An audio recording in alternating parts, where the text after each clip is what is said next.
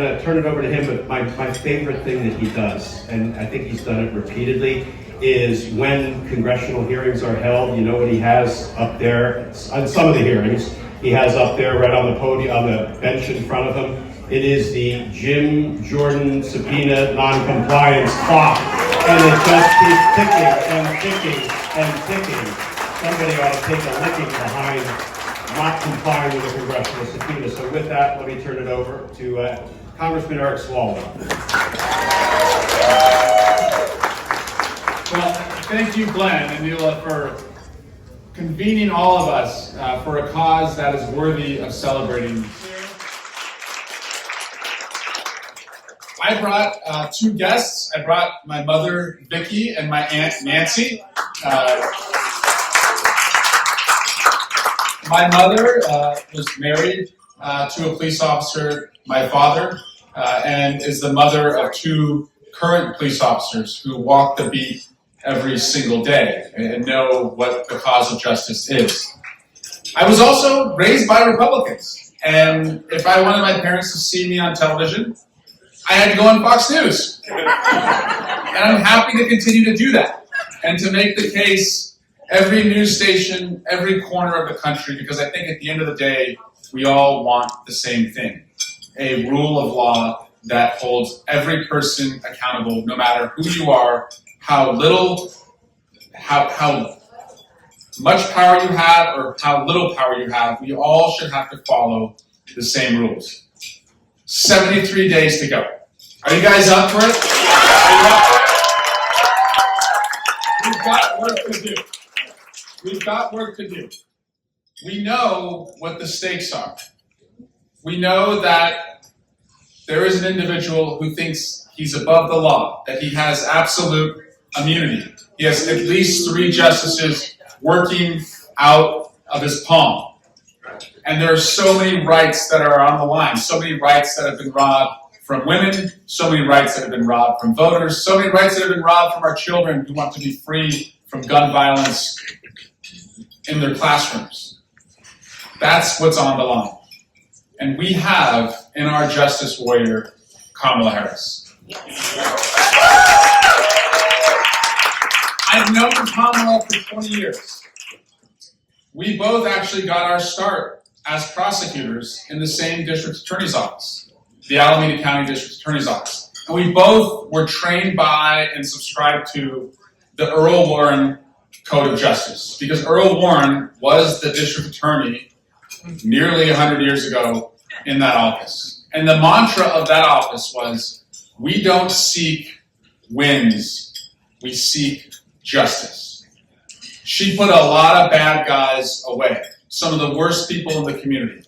But boy, did she show mercy and compassion to people who were worthy of it. And as Glenn knows, and many of you know, I know Frank Fagluzzi is also here, that's our job as prosecutors, is to always seek justice.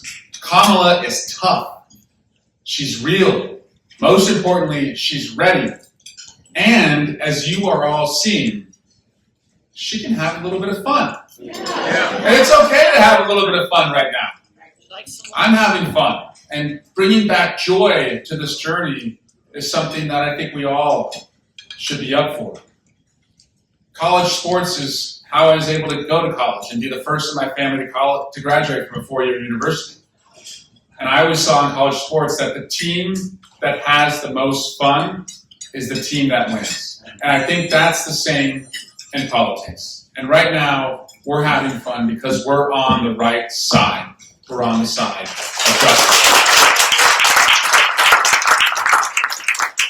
Glenn mentioned being an impeachment manager, and it was actually the second impeachment. There's many experiences I'll never forget, Glenn, from that second impeachment.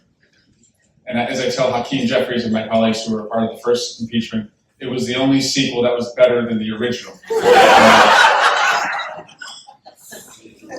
But the day before we started the trial, this IT vendor came in to set us up in a room just off the Senate floor. And because it was in the midst of COVID, we were only allowed to have 2 managers on the floor. The rest of us had to wait in the side room.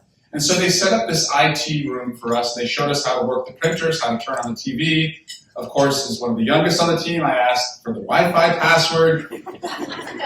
And this young man from the IT team said it's under the account name, network name, managers.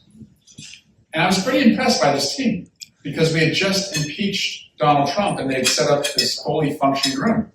And the IT vendor team, they're not partisan, they're just contractors who work for the Capitol. And so I pulled this 20-something IT, Geek Squad guy aside after he gave us this presentation. And I said, this is pretty impressive. We just impeached the guy and you have this room that is fully functional and ready to go. And without any irony, he looked at me and he said, well, sir, we were the team that did the last impeachment. And we figured you all would be back, so we just left everything off.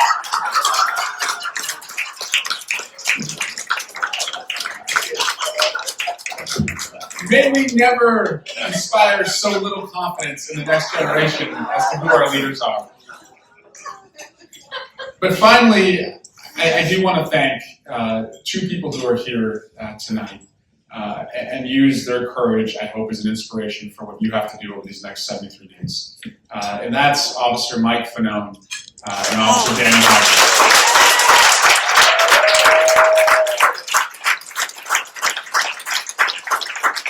They are two dear friends. They saved my life. They saved the lives of many. They allowed us to continue to count the votes. And they allowed our democracy, which was on life support, to go on and be resuscitated. And what you have to do in the next 73 days is not what they did.